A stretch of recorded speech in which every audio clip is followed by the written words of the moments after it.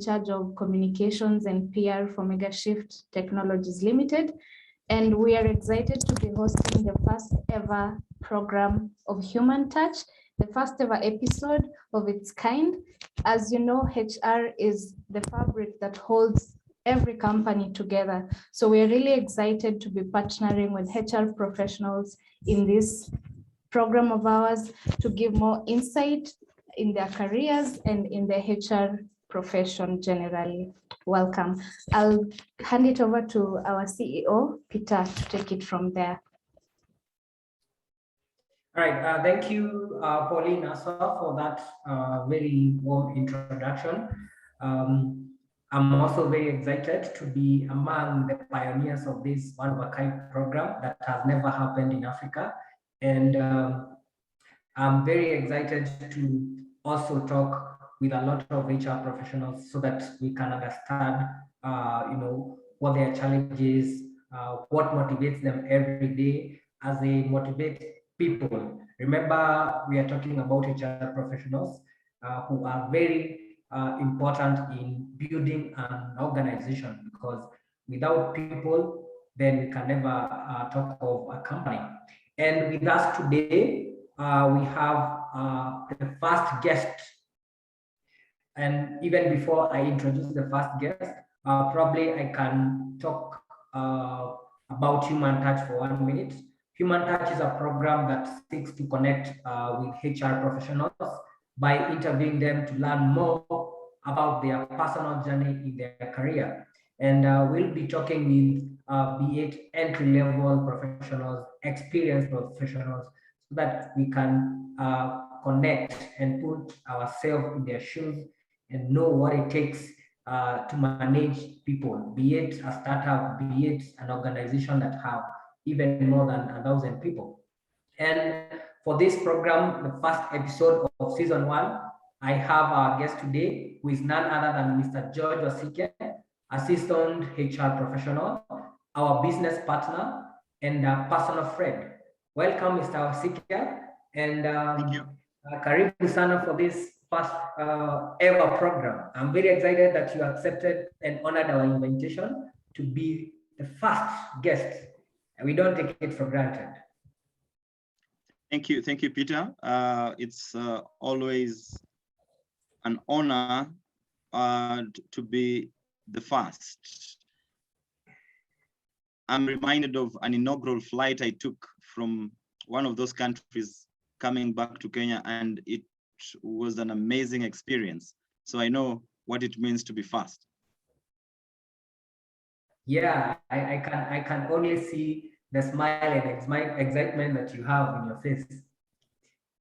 So to start the program, I will ask you to please introduce yourself, tell us who you are, Right. I will just take a very few minutes to introduce myself. My name is George WASIKE. As you have heard from Peter, yes, seasoned, since I have been in the field of HR for the last 17 years. My entire training and competence and academics, whatever you want to call it, experience and interactions in the field are in human resource management. I tried other things and I never managed. I failed because it was as good as trying to get a fish to go up a tree. And if it doesn't get there, then you call it failed. So I have established myself in this field and in this industry. I have been in almost every sector in human resource. I mean, still in the field of human resource. Specifically, I've been in the health sector, that is in hospitals. I've worked in the manufacturing setup. I have worked in the services setup. I have worked in the IT and business solutions setup, and all of them in human resource. So that in a nutshell says who I am. I have interacted with all areas of human resource management. And right now, I am a consultant in human resource. So I think in a nutshell, I would say that is who I am in terms of my professional journey. We will get to know more as we go. Peter, if you want me to say anything beyond what I have said, I'm happy to add more value and add more to this. Well, I think you introduced yourself more or less, and I'm happy that you've preached wine and took the same wine, because I understand that when we are in an interview and the interviewer asks you to introduce yourself, you don't just mention your name, you also have to mention your experience. And I can see you've gone ahead to tell our viewers all about your experience. And for the next question, even before I ask you that question, I would like to tell our viewers that my father always wanted me to be a teacher. I don't know whether because he works with TSC, but there's always one thing that he likes about teachers. So every day he would tell me, Peter, I want you to be a teacher. But that was not my calling. And that makes me curious. Why did you consider HR as a profession? How did you find yourself? Was it by chance? Was it by luck? Was it by tamaking and you just said, this is just what is available? Interesting. I don't know whether everyone usually has that same experience that you have. Somehow parents have a way of trying to live their dreams in their children. And so I was not any different, because my parents wanted me to be in the medic sector, and they wanted me to end up being either a pharmaceutical or a doctor or a surgeon, you can name it. However, I didn't think that was what exactly I was created to be. I was forced to do triple sciences, in physics, chemistry, and biology, and in addition, French, and you can name them. My small head could not capture all this. Why?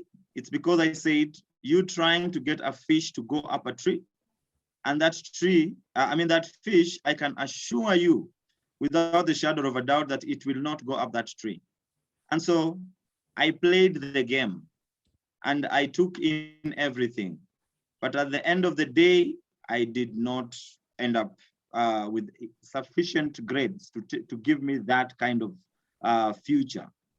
However, while after I finished my Form 4, that is in the year 1998,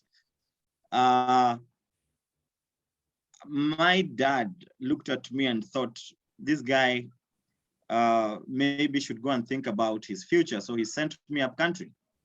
Now, one thing that is unique about me is that I am very good with people. I have very good people skills. And I have a good understanding, a very quick understanding about the environment. And so at that point, I had no clue where I wanted to end up. But one thing I was sure is that I had administrative skills inside of me. Why? Children don't become what their parents say. Children become who their parents are and what they do. My father was an administrator his entire life. He was a headmaster of various schools, non-schools. And so without knowing, I was adapting some of his administrative skills, which then to me would grow to be something beyond just administration, but then human resource. So I have this uncle who used to be very hard on me, extremely hard on me. Every time I've done Form 4, he would come and he would check how many marks did you get. I mean in high school, not just Form 4.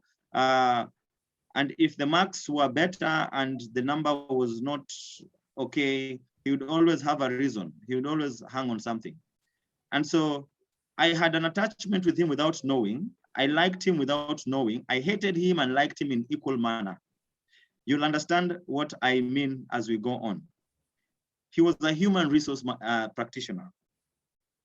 And he told my dad, why don't you take George to a school or a college that that trains in admin, and that was Kenya Institute of Management. So I joined.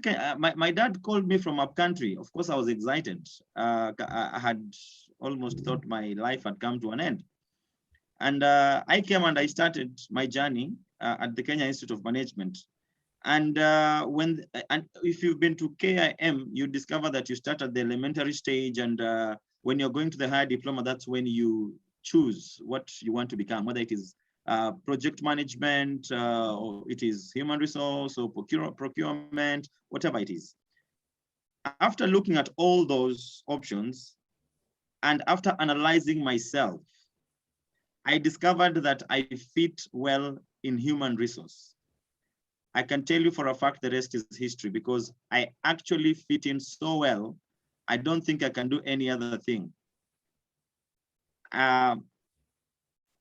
But just looking back, I think it is a worthwhile journey, and possibly it speaks to someone out there who doesn't really know where they stand. You have to understand yourself. You must know yourself, your skills, your competencies, your abilities. You must know, you must have an understanding of yourself from a persona perspective. Then that informs and drives your destiny in terms of your career. So that's what drove me to human resource. Number one, as I said, self-analyzation, knowing who I am, knowing what I am good at. Number two, I have this uncle who is an influence in my life, is in human resource, and I think, wow, I think I want to be like this guy. So those two factors were great for me, and I got into the industry, and I've totally enjoyed the number of years. Wow, interesting. Very detailed. So, and that would make me ask this question. Do you think to become a HR, you must be extrovert or introvert? I mean, just by the way. Now, you cannot afford to be an introvert as a HR. If you are an introvert, you see, when you look at the personality matrix, you discover that one person doesn't have only one personality in them. They possibly have two or three, but one is dominant. So you may have some elements of an introvert, but the dominant one must be an extrovert, because remember, you're dealing with people. When you sit and you are handling people and you don't speak to them, you don't engage them, you don't go out there, you're not outgoing, I can tell you for a sure 100% that is failed at the beginning. That is a failure at the beginning. You will not succeed. You will die of pressure. Wow. Very interesting perspective from there, because I always thought that maybe anyone can be in the HR professional, but I'm learning that either way, you have to be good with people, have people skills like you mentioned. And maybe the next question is, what do you like most about working in the HR sector? HR space is interesting. One thing about the HR space is that it's dynamic. And it's not a boring affair. Why? If I can just give you a snapshot of what the human resource function in a company would be. You'd be dealing with recruitment, that is talent, sourcing and retention, and management. You'd be dealing with training and development, which is now known as learning and development. You'll be dealing with separations. You'll be dealing with disciplinary. You'll be dealing with welfare. So HR being that kind of a space, number one, I am a sanguine choleric. I am an extrovert with a little elements of introvertness, but not that much. But yes, I love my space and I can stay away from people for a long time. However, I understand that the human resource, if you're handling HR, you cannot afford to not be in the faces of the people at whatever level. And so what motivates me to be in this space? I am adding value, number one, to people, individuals' life. Number two, I am adding value to the organization.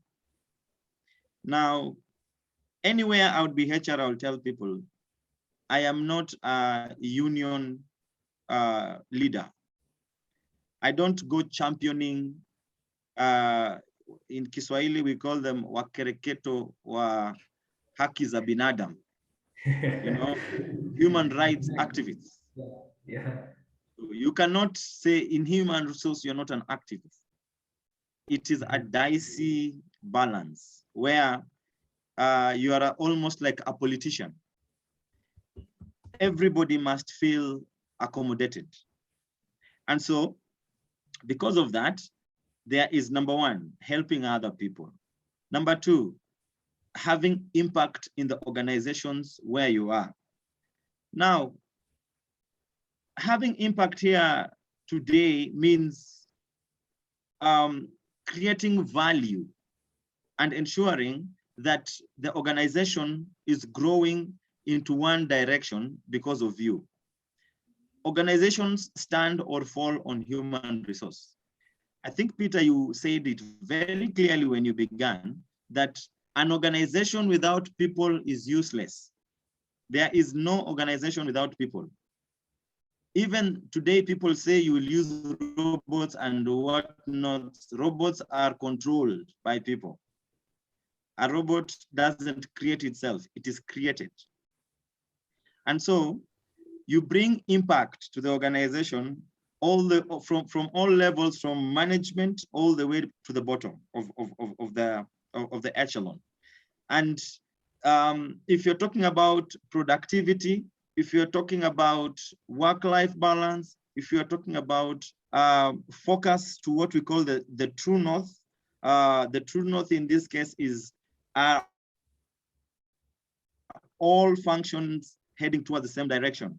It is HR that brings in the right people, maintains those right people, ensure that there's a correct atmosphere in the workplace, ensure that if they are off the track, you bring them back to the track and help them to continue, and ensuring that people are feeling appreciated in terms of their work.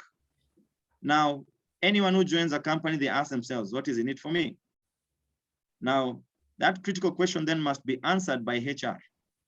And so beyond having impact, I love HR because there's continuous learning. Now, what do I mean? Dynamics of HR change every now and then. Maybe the government has introduced something, some new legislation.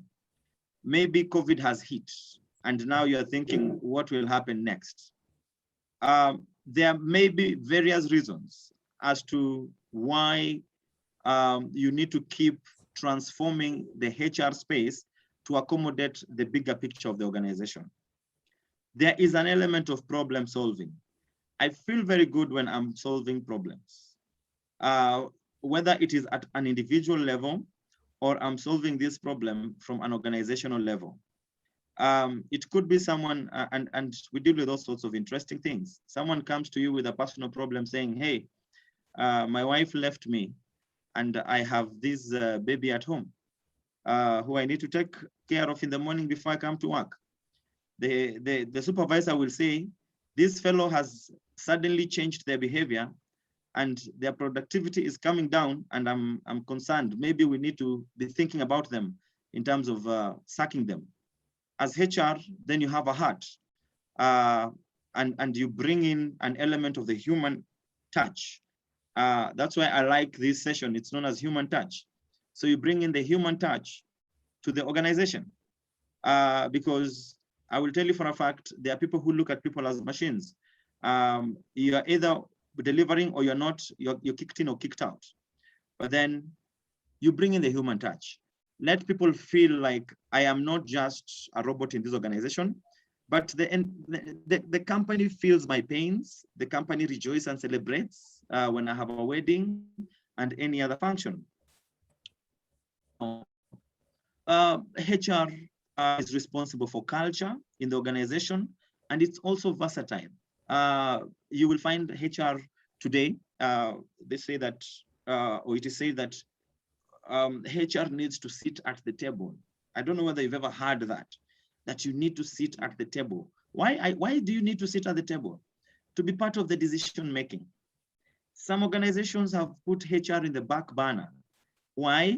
Because of the perception that all that HR needs to do is prepare the payroll, ensure that when people misbehave, they're disciplined, ensure that people walk in at the right time and don't leave earlier. So you look like a head teacher, but in essence, the scope of HR is far wide and beyond, because if you do not capture the needs of the organization against what the value that the individuals and the organizations are bringing and match them, then there will be total failure in the organization. So those are some of the reasons that make HR a very interesting space to be in. Wow, wow, wow. Today, I think I'm learning a lot about HR. And I think you said it right, about HR not being a headmaster or a prefect for that matter. Right. So would you please take us through your typical day as HR? What does it entail from the very first point you get to the office? How is it like? This feels like an interview question, and I like it anyway. You know, when you're told, tell us about your next 100 days, you know, Yeah. and all that. But HR, as I said, it's a dynamic space. When you come to the organization, it depends on what time of the month it is. If it is that time of the payroll, be sure that all energies will be focused towards that. If it is that time of maybe mass recruitment or some significant recruitments, be sure that your day will be focused around that area. So a typical day would be that you're coming to the organization, and what I would do, let me tell you what I would do is I would walk around like that headmaster I was talking about, walk around. Just ensure that the pulse of the organization is correct. The pulse of the organization is okay. People are breathing okay. And when people see you, they are very happy. They want to say something to you. You will also pick a few things here and there, because I'll tell you, HR and Mushene, you know, gossip are intertwined, because you want to know what is happening in the organization. You want to know what people are saying. I told you are like a politician, so you go there and say, and tell people, yes, Manu lost yesterday, right? Good. And when you start at Manu lost yesterday, you will hear so much more beyond Manu lost yesterday, you know, and that is what then drives the engine. So it's as good as getting into your car and starting the engine. So you ask yourself, before I start the engine, I'm going to ensure that the side mirrors are open. I am seeing what is behind, I'm seeing what is in front, and the environment is correct. And then I will check whether there are any emails, new emails that require attention, because you want to start with the urgent and important. Then you go to the important. If there's nothing urgent and important, you go to the important. What is important? Your important is your daily routine.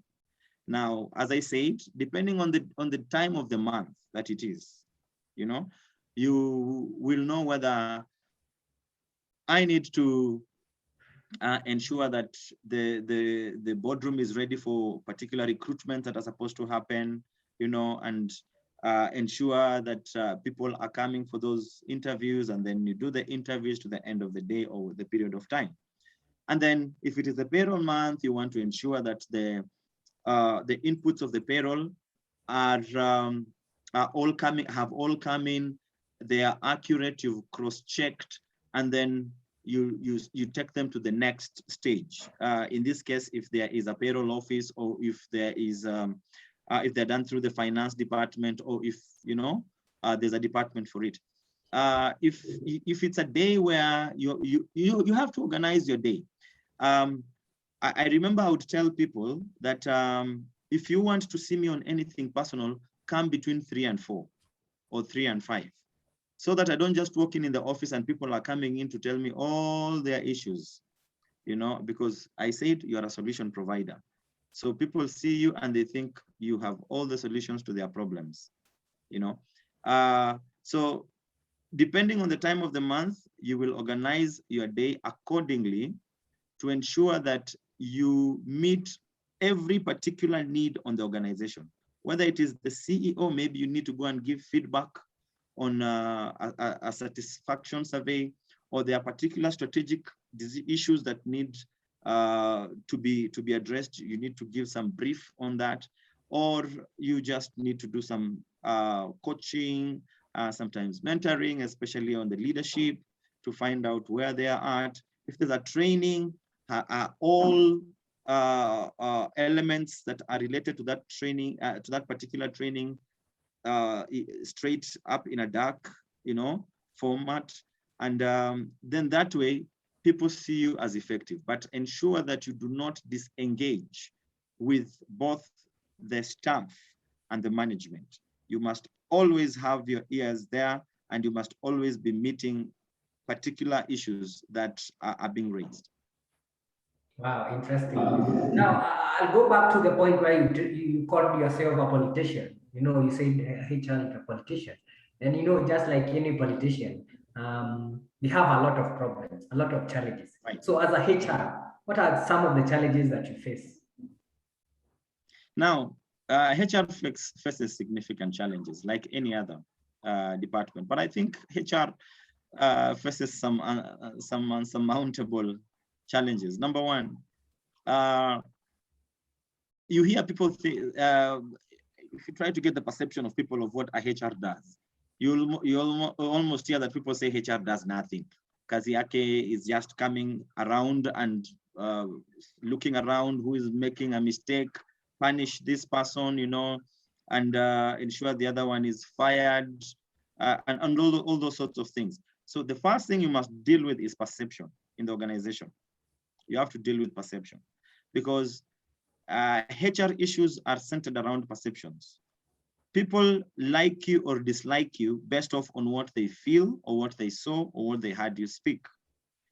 We live in a dynamic environment in Kenya where, number one, it is tribal. Number two, it is right now we're in a political environment and people are in their own, So if you do anything that is seemingly leaning towards a certain direction, you will be branded one thing or another. Either you are Mtuetu or you are against us, or you are a management person and you are not people, the rest, or you will be on the other side and the management feels like you are not representing the needs or the big picture in terms of what the management would like to achieve in the long term. So it is a dicey balance. You are standing on a knife, and if you make the wrong move, I can assure you there is a likelihood that your feet will be cut, and you'll be injured because everyone is bailing for your blood. I remember I said this, people love to hate you in equal measure. They love you when you are increasing their salaries. They love you when you have organized a party and people are going to eat. They love you for anything good you're doing. The moment they see danger, they hate you immediately and they say, this guy came here to finish us. He's not part of us. He doesn't like us. And they'll tell you all sorts of things. Now, that is on engaging the workforce and the management, a dicey balance. Managing relationships is another challenge. Remember I said, if you're an introvert, problem, because managing relationships means that you are going out and you are having what I call interactive skills. You're having interactive skills. A HR must have very high interactive skills. And you're having interactive skills not to just go and tell people stories, but to be able to make them feel that you are a part of. Three, when you're recruiting, say, for positions, you will discover that there are positions that are very difficult to fill, where you have to even headhunt or do all those sorts of things. So because of that, sometimes even timelines bypass you because of the nature of the role that you're recruiting. It could be a unique role. Number four, the diversity that is in the workplace, where different people have different expectations about that office of the HR. You must be able to deliver everybody's expectations. May not be 100%, but you try to get there so that people do not look at you as an enemy of the state. The other thing that you may find yourself having is what I call an element of you not having work-life balance and the other workplace colleagues, because you may find yourself, especially right now in the era of COVID, overworking. The elements of well-being are not looked into, maybe medical issues, maybe teamwork, you know.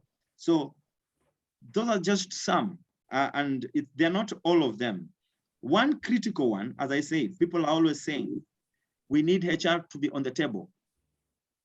One of the biggest challenges is the ability of the HR convincing the senior management, the CEO of the company, the decision makers, that your position is strategic and it is aligned to the strategic outcomes of the organization.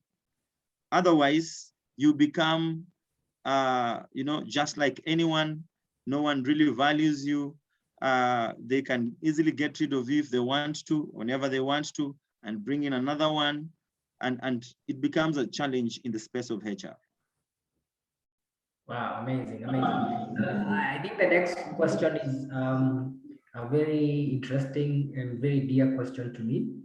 And there are so many things that have changed due to COVID in terms of how we work and the rest.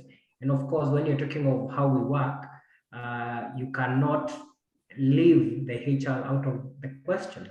Now, the question would be, what do you think will be the major trend, the major event, the major change that will be in the near future when it comes to the HR? One of the things I tell most HR is the HR space is in danger of extinction for some particular areas and functions.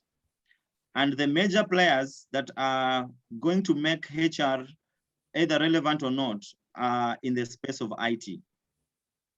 Because, for example, the Muindi Indian owner, and I'm using that selectively because I have worked in spaces where the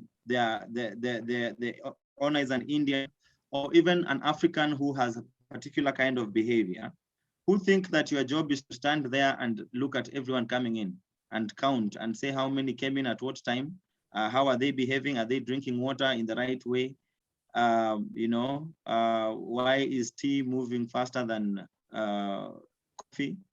Why do we have tissues running out quickly? Those questions are no longer possibly going to be there because people are working from home. So you then, the HR, will need to upgrade their skills in the field of HR and, you know, buying in and accommodating all sorts of technological advancements that are coming in the space. For example, project management today is being done through IT, you know, where there is a project management system. Payroll, you don't need to sit in the office to do payroll. Today people log in virtually. possibly there's a system of logging in to show that you reported to work. Assignments are no longer about you just reporting to the workplace. We are talking about outcome-based cultures or outcome-based outcome-based systems. They are no longer systems where you are just clocking in to say, I reported to work. The question is, did you deliver what you are supposed to have delivered by a particular period of time? I told you I worked in the space of IT and business solutions, which most of the work that they do is project related. So someone will be asked, your project was for 3 months or for 2 months, and this was the project scope, and this is how it was supposed to be done. Where are we at? Are we in? Are we on track? You know, and all that. You don't need to be in the office to know that someone is on track with a project. All you just need is to get feedback online. You know, you don't need to be in the office to know a bunch of issues. What I'm trying to say is the amount of interactive nature that was there before in the workspace has significantly reduced, especially in companies which are service-based, you know, or do not require you to manufacture something, literally. So manufacturing companies will have people walking in and out. But then outside of manufacturing companies, you'll find that the rest of the companies will definitely not need to come to the office. So that means that many companies are adopting alternative ways of ensuring that these human resources are taken care of. And they do not feel left out. And so the HR then needs to capture as much information as possible so that they are able to meet those unique needs, especially the welfare needs of the team, ensuring teamwork, even though people are not sitting together in the office, ensuring that there's teamwork, ensuring that people still interact, dealing with frictions, you know, disciplinary issues also now have to be handled online. So the future of HR is in the technological space. This is where the future of HR is. It's now no longer that element of the human space of I see you, you see me, and if I don't see you, then there's fire on the mountain. Wow, wow. And as a businessman, as an entrepreneur, when you say the future is in the tech space, I see a lot of opportunities there. And what advice would you give to anyone, be it the youngsters, be it someone who wants to switch jobs or switch careers to the field of HR? What would you advise them? Now, switching careers is one of the most critical areas of anybody's work journey or career journey. Number one, by the time you're leaving college, or even before that, there are people who get to know their careers before they join college. You know, those questions that we used to be asked when we were growing up: what do you want to be when you grow up? Oh, I want to be a pilot, I want to be a teacher, I want to be a doctor, you know. Then you finish Form 4, you know, we finish Form 4, then you meet the real world and you're asking yourself whether the story is the same. And so we are coming from a space where university, you after Form 4, you'll be called to university and you would not even select the kind of course that you'd want.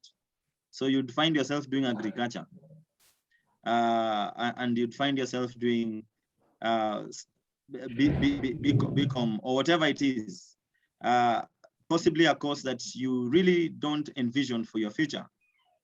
But since it is the first step to your future in terms of career future, you take it up. Now, once you finish your degree, you possibly go into the space where you've you've been trained in, if it is finance or whatever it is. Not considering that that's not what you really like to do, but it's what you've been trained to do. So you go in and become an assistant accountant, and you become, an accountant, but then deep down inside your heart, you are not satisfied, and you need to change your career. And you say, okay, let me think of moving from here to there. Find out first which career excites you, and where, what you need to do in terms of training and capacity building. So your degree could be in something, but your professional training, which is diploma or higher diploma, or some people go and do another degree, if you have the time and the money, that speaks towards where you're going. And then begin to interact with people who are in the space where you are in. Interact with them. Why? Because understand the nature of the job market where you are going to, that space. Say it is in the tech space. You will understand that in the tech space, you need to understand coding, you need to understand project management cycles. There's a number of things. So then you build your capacity to it, train. Once you train, begin, if it's in the same organization that you're in, and it's a big organization, say like Safaricom and any other, request to be transferred to that department, if it is HR. If it goes through, then your journey has begun. So request to be transferred if you have built your capacity, because you'll say, now I know I came in with this kind of training. Over a period of time, I have moved from the space of finance. Now I'm moving trajectory towards HR, and I've trained myself in HR, and I want to make a difference. Remember, if you're going into a new space, you'll possibly need to start from the beginning, from the ground floor. If you are a manager and in customer care, and you want to join HR, be sure you won't join HR as a HR manager. You possibly will join as a HR officer, whatever it is. So you must be willing to pay the ultimate sacrifice, the ultimate price, to move to the career that you want to progress in. The other thing is read, know the trends that are in that career space that you're moving into. Have the right personality for it. Have the right personality for it, because if you don't have the right personality, then it's going to be as good as where you are currently. So know yourself, know the space, talk to the right people, network correctly, build your capacity, start from whichever level, and have a plan which is futuristic, and you will get there. Amazing, amazing. I know some of our viewers who might be students and people willing to join the HR space will have a lot to learn from that point you just mentioned about transitioning or joining the HR profession. And I think the next question should be a personal question. What are your future goals in the HR professional? I mean, what are the goodies on the way? And I know you are a very aggressive person. What is coming up? Tell us. I think I'm already in my future, if I should say so. I'm already in the space of my future, albeit not at the advanced stage yet, because it's a journey. 17 years in the space, I have been at all levels of human resource. And right now, I am in the space of HR consultancy now. I see myself as a strategy person, someone who builds, who assists companies to become bigger than they are. I like dealing with startups, SMEs, MSMEs, because most of them are owned by, families, and they are owned by individuals or friends. And by the time they're starting up the company, they don't know where they really want to get to. By the time you start getting the numbers, then you are shocked and you're wondering what next. So helping companies build structures, helping companies build systems around HR, coaching and mentoring in terms of leadership, so that companies or individuals in leadership in the company are able to get into that space. And critically, helping those that are upcoming get into this space with fewer issues, fewer accidents. I'll tell you this for a fact. There are fewer mentors today than there were ever before. Very few people want to help you to get there. And if they help you to get there, there's a huge price to pay for that. And so there are fewer mentors. Now, I would like to mentor people. I would like to help young people to, get into their workspace without much trouble. One of the things that young people coming from colleges and universities are challenged in is in creating their profile, defining their profile, defining themselves. I'm talking about having a CV that goes out and gets you the job. I'm talking about branding yourself. So you've been enjoying yourself in college and campus having dreadlocks, and then you are going into a company and they're looking at you and they're seeing a Rastafarian, just branding. And it's okay, when there's a certain space in life when you enjoy yourself and you do whatever things you want to do. But then that transitioning is very, very critical. Career coaching and mentorship.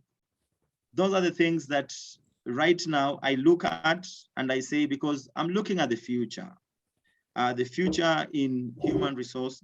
And human resource here, you're talking about people and capacities. There's a time Michael Joseph said, and I think it was Mike, is finding the right people for the job, because people have skewed expectations when they leave their colleges and campuses. And I remember I did an interview for a young guy, and they asked me, how much are you going to pay? Am I going to be paid for this? And I told them the starting salary is 40,000 shillings. And they looked at me like, duh. In fact, this person started doing mathematics for me, I have gone through primary, high school, college, university, and now look at how much I've spent over this period of time, and you're telling me this is what you can pay me for what I have accumulated over the period of time. So aligning those expectations are very, very critical, because today's kind of workforce has a skewed mentality, and the feeling is that when I come to the workspace, the needs, the Maslow's hierarchy of needs has already been inverted. It's no longer what it used to be, that you start with shelter, clothes, food, etc. Today, the Maslow's hierarchy is number one, cars, technology in terms of TVs, PlayStations and etc. Things have changed because people have not been aligned correctly. People have not been put in the correct space. So my destiny is in making impact in the field of human resource beyond just operating within the four walls of providing policies and shaping strategies for the future. Wow, interesting. And I think that's also something I have been observing, something that is very rampant with millennials who are just graduating from school.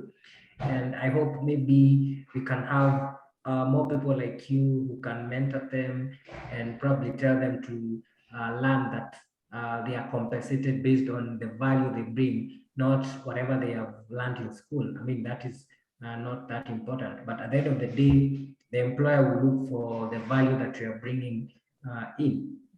And the final question should Absolutely. be looking at the state of SMEs in Kenya. We have so many SMEs that don't have HR officers, at their place of work. So, what are some of the recommendations that you can give so that they can improve their HR department, in their organization, be it they have a HR or they don't have a HR? Thanks, Peter.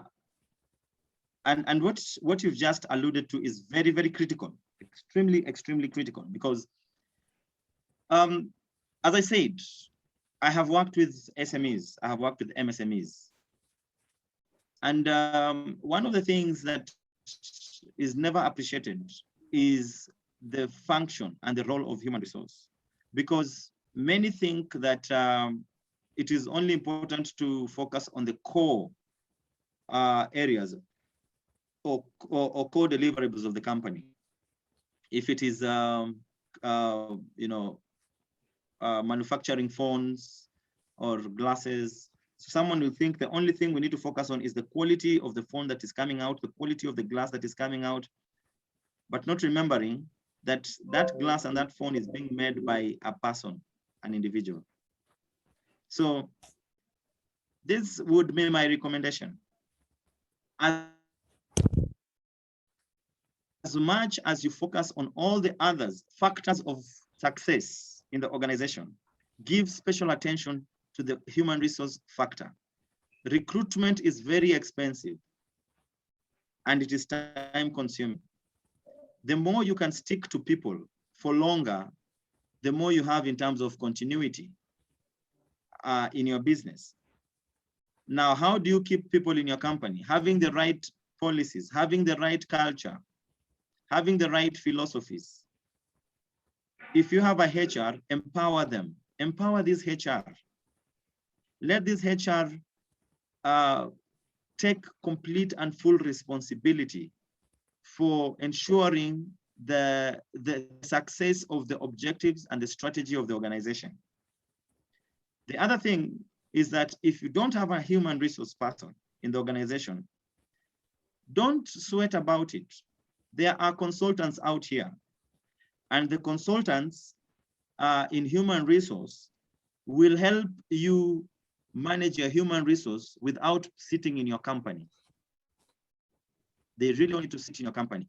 If you have up to 40 people, you possibly don't need a HR sitting in that space. You need a HR, a person with HR understanding, but not necessarily sitting in that space. People will say that this is a cost.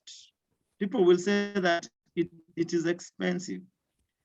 Relate this to the cost of you making a mistake in human resource, in firing someone without following procedure and being taken to Milimani courts. And I will tell you this for free. The courts are favorable to the employee. They smile when they see this kind of cases. It's because they know that there is money. Lawyers are always running, looking for these people because they are also looking for money, and this space has become very lucrative. I don't expect you, the driver, to be the mechanic. The driver in this space is the owner of the company. You are not a mechanic. You understand elements of how to manage human resource, but you don't understand human resource. The chances that you'll make a mistake are higher than you can imagine. And so what you need to do is to contract the services of a specialty. In this case, the mechanic is the human resource person, whether sitting in your office or being consulted. You will have fewer headaches, you will focus on the core business, and you will not have these internal wrangles and fights with your staff that corrode the environment that you're working in, and you have frequent turnovers and consistent turnovers and attrition in your organization that people come in and they wonder, someone never stays in your organization for 3 months or 6 months or that kind of a thing. And it creates a bad image for you, and it doesn't help you to build the kind of futuristic company that you're looking at. So please don't kill yourself with what you don't know. That is why God created different, you know, capacities, abilities, you know, professions. This was God's creation. It was God's way of doing it. Let's take advantage of them and we will all sail. Wow, wow, wow. That's insightful points you have, Mr. George WASIKE. Thank you very much for coming today. And even before we finish this program, this episode today, I would like to go through some of the points that I've learned today. So one of them being that the HR is an extrovert. More or less, you need to have very strong people skills because it involves interacting with people every day, every time. You also mentioned about an issue of children becomes what their parents are. I don't know if I got that right. Did I get it right? All Right? right. Children become who their parents are, not what they say. Yeah, who exactly who their parents are. And I repeat that children becomes who their parents are. You also mentioned something very interesting. I didn't know that HR is an activist or a politician. And no wonder the office of the HR has a lot of problems every day, from the trivial to the most, I don't know what to say, you know, very small issues, which we all see happening with our politicians. Something else that you mentioned that made me resonate with the HR is HR must have a heart. And I think that's why we are calling this program Human Touch, because as a HR, you experience, you listen to problems that faces your employees every day. Some of them are very personal. In fact, I even don't know how you cope with that because there are some personal issues that personally I don't know how I would handle, you know, but the HR professional must have the human touch so that they can be able to understand and have empathy, you know, with the employees. The final being that in the modern world that we have what we call employment is outcome based. You know, it's based on what you deliver, not when you went to report to work. That does not matter to the employer, and I think that's why when it comes to remote work, you don't need to be seen. You just need to deliver. I mean, what can I say? Pauline, I don't know whether you have anything to add. I'd just like to thank George for being such an open book and answering our questions to detail. This is going to definitely be someone else's guide in the field of HR or someone else who's aspiring to join the field or change their career. Yeah, that's so amazing. Thank you. You've been an amazing first guest. And Peter, thank you so much for asking thought-provoking questions. You've been a good host too. Well, I think I'm a software engineer and I think I might take your job, Pauline. Be very careful. Parting shots. Yeah. What do you say? What do you have to tell us? Tell us your parting shot. Sorry. You made a comment at the end where when you're just recapping what one of the things I said that HR has also has a heart. This is what I'll tell people, that HR has a heart and a mind and a brain. So I'll tell people that I use them depending on the circumstance. There are circumstances when I use my brain, there are circumstances when I use my heart. And so, and sometimes you use both of them depending on the circumstance. And so people sometimes will take advantage of HR and say, oh, you see, you are a people person. You're not supposed to, look at me when I'm crying, especially when it's separation time. That's one of the worst parts of HR. And someone comes to your office crying and saying, you have killed me, you have killed my family. We are not going to survive through this. And one of the key elements of HR is counseling, where you counsel people and you're able to be empathetic, be very empathetic with people, you're not a machine. People come to you because sometimes they have nowhere else to run to. Maybe someone doesn't even know, tells you things they can't even tell their wives or husbands, you know? So, or even their mother or father. So they come and tell you, I am struggling with pornography. I am struggling with, you know, whatever it is. And you as the HR, don't get shocked. You are a parent. A HR is a parent. They listen carefully. They give advice. Sometimes they slap. Sometimes they hug. I don't remember. I can't count how many times I had to go back into my pocket and give someone some money because they told me I have nothing in the house, you know. And yes, at that point you look like a politician, but you've just solved some problem. And so my parting shot is this: there is nothing that is impossible in this life. Focus, align yourself, start early, know the end from the beginning. If you want to become a doctor or a HR or whatever it is, start aligning early, know what it is that you need to put to line up. If it is in the area of academics, if it is in the area of networks, if it is in the area of learning and development, just knowing the trends, just open yourself up to knowledge, to learning, prepare yourself well, and you will enjoy the space. It's never too bad. It's never that serious. It's never that serious.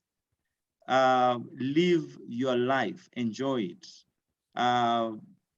Even if hard times come, they say that when life gives you a lemon, make lemon juice out of it, add some sugar and enjoy yourself. Thank you. Well, thank you very much, Mr. John WASIKE, and we appreciate for you honoring our request, and we will speak very soon. Thank you very much.